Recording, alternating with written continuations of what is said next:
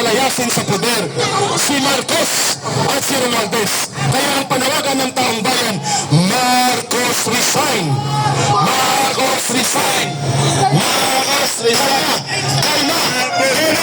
Kalma ka na! Marcos resign! Marcos resign! Marcos resign! Ang inyong sa pagtitipon, walang katotohanan kung hindi tayo maniningil sa tunay na kriminal. At ang tunay na kriminal si Marcos at si Romualdez. At ang solusyon, Marcos resign, mga kababayan. Marcos resign! Mga kababayan, ang panawagan ng taong bayan, Marcos resign! Marcos resign! Marcos resign! Marcos resign! Ang kriminal na may pinanagutan sa posisyon na si Marcos. Ang kasa ay para palayasin ang diktador at mga magnanakaw at mga taksil sa bayan. Yung Lexer Busa Fraternity sumusuporta. Okay, salamat. Marcos resign! Salamat, okay? Sa mga kababayan na dumadaan, Ang panawagan natin, mag-isip-isip Marcos resign! Atake nyo ngayon! At atin pong ipanipaliwanag sa ating kababayan, walang paninindigan kung walang paniningil. At ang paniningil ngayon ng taong bayan ay para papanagutin si Marcos at hindi para iligtas siya. Kaya ang mamamayan, Marcos resign! Marcos resign! Mga Marcos nagmamarka na rin. Marcos resign! Marcos resign! Yan ang sigaw ng taong bayan. Marcos, ang pinakasalangang kriminal ay si Marcos PL Bayer. Mga bayaran ni Marcos! Mga bayaran, nakakaawa kayo! Hindi kayo nakakaranas ng baha! Nakakaawa kayo mga kapwa Pilipino! Tayo magandang ng personal. Marcos resign! Yan po ang dapat isigaw natin. Kung hindi po tayo sumisigaw ng Marcos resign, kakambit po tayo ni Marcos. Ngayon po ang matutuhanan dyan. Kagaya po natin pag-resignin. Yung totoong salot sa ating lipunan. Sige! Marcos resign! Marcos resign! Marcos resign! Marcos resign! Marcos resign! Marcos resign! Marcos resign! Marcos resign! Marcos resign! Marcos resign! Marcos resign! Marcos resign! Marcos resign! Marcos resign! Marcos resign! Marcos resign! Marcos resign! Marcos resign! Yung mga pare, may panahon ng senior, sila yung nagpatalsik sa senior. Ngayon, sila naman ang nagkakampi sa junior. Nakakahiya maging Pilipino. Marcos resign! Marcos resign! Marcos resign! Marcos resign! Marcos resign! Marcos resign!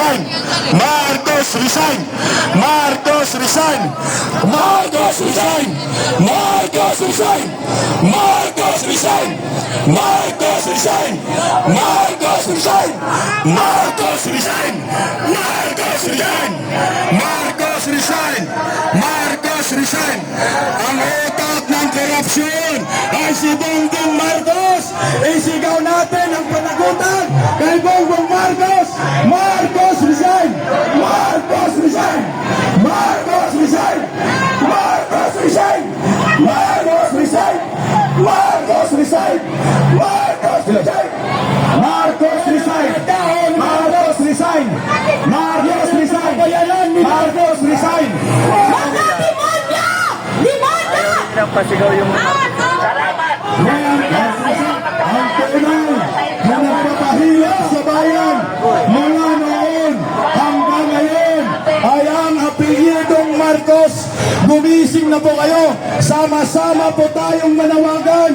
Wakasan na ang kahibangan, pangungurakot ng gobyernong Marcos. Ang isang solusyon ay Marcos resign! Marcos resign! Marcos resign! Marcos resign! Marcos resign! Marcos resign! Marcos resign! Mga kababayan, gumising na po tayong lahat.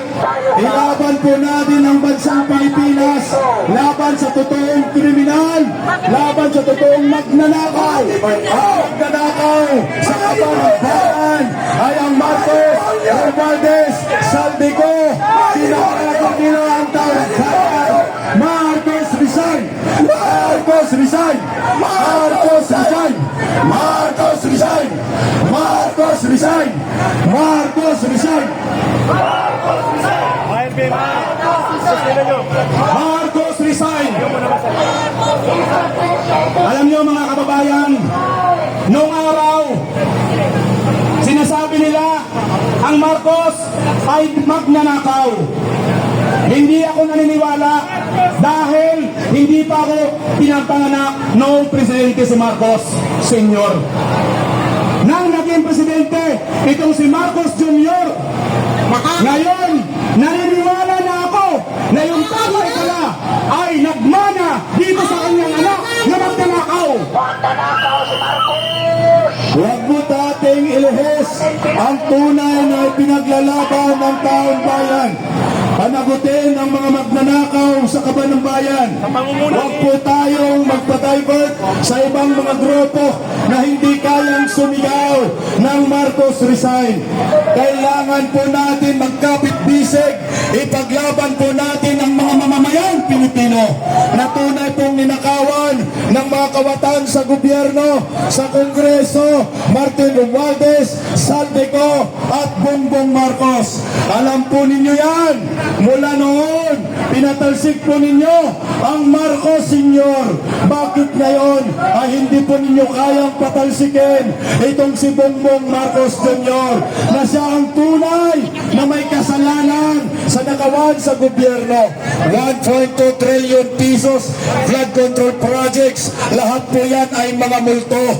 Sino po ang may pakanan yan? Kundi ang Marcos government. Huwag po natin ilihis yung tunay na may kasalanan. Ang kasalanan po ay ang gobyernong Marcos. Ang may kasalanan po ay ang presidente ng Republika ng Pilipinas. Ng tagal na pong panahon, almost 4 years, hinayaan po niya ang nakawan sa gobyerno. Huwag po tayong pumayag na hindi siya managot.